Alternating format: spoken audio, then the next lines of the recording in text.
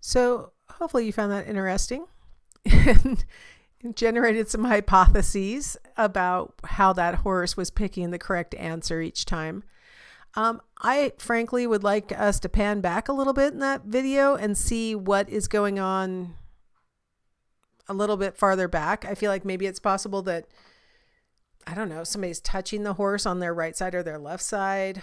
I'd like to see what might be in the trainer's hand. I mean, maybe she has food behind the correct answer.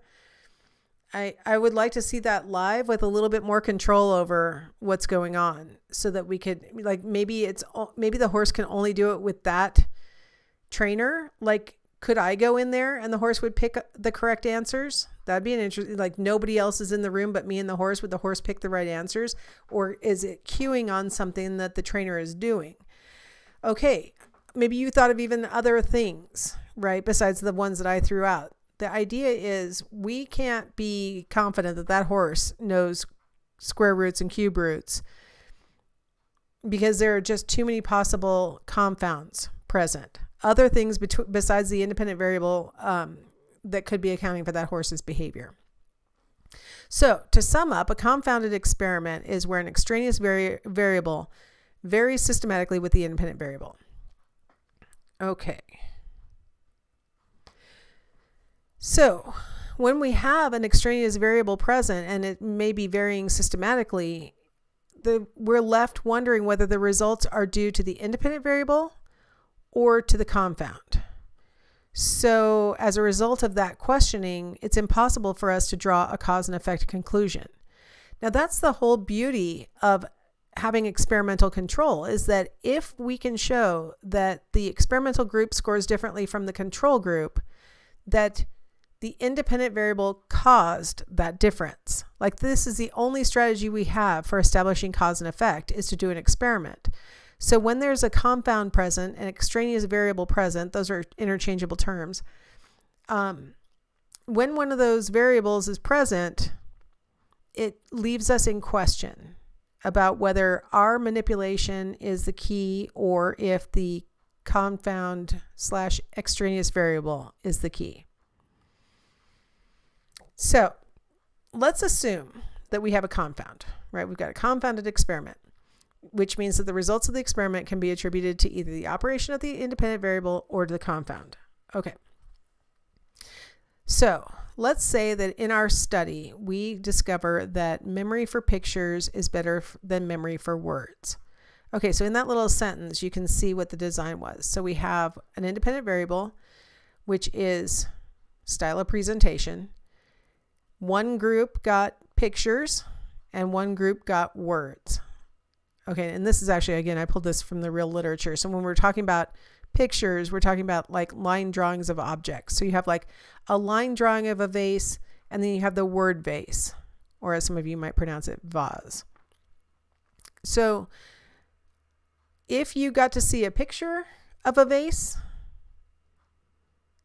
will you remember that better than if you saw the word vase?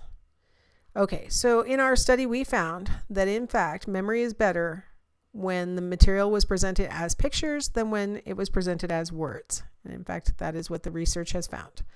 Okay, so it's possible that the independent variable is responsible. Pictures, in fact, are more memorable than words. Okay, that's what we would like to conclude. Let's assume that's true, yay. But what if there's a confound?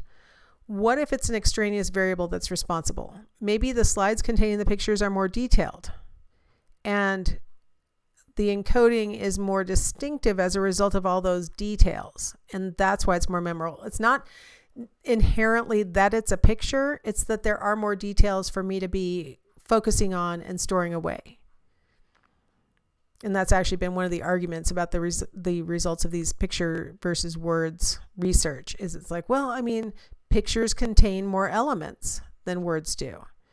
So researchers have tried to control that potential extraneous variable by making the line drawings as simple as possible while still conveying the object.